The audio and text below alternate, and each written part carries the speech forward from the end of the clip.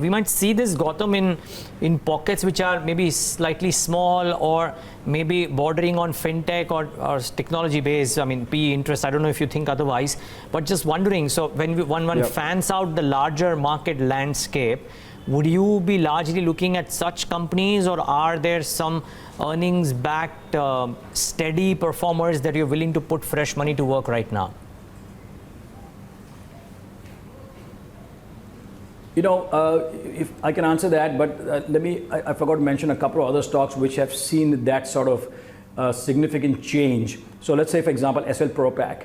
Blackstone now owns 75% of the company. I think SL was a good, well-run company anyway, but the fact is a lot of investors in the past few months have now started to look at SL and see what Blackstone, which is probably now the world's biggest private equity fund, is going to do with SL. So that's one example. The second being Z, where the underlying business, of course, has been impacted by the economic slowdown, but nonetheless, you've seen the fact that the company got a major de-rating when the promoter pledge issue came out. Now with the promoters down to less than 5%, and Oppenheimer being the single largest shareholder, a lot of confidence is coming back into the stock. More importantly, there will be a strategic partner that will come in at some point, as I read in the press, to take a significant stake as well. So given all of that, again, that's another stock that has either hit a bottom, or the market is now starting to wake up to where this could be 3 to 5 years from now,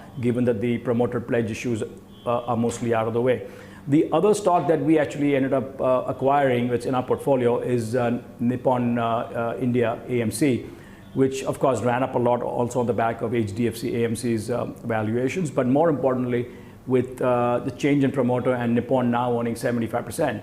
So again, these are examples of where, not limited, as you said, to only financials, but like SL being a good case in point, where we've seen that re-rating starting to come in with the change in ownership.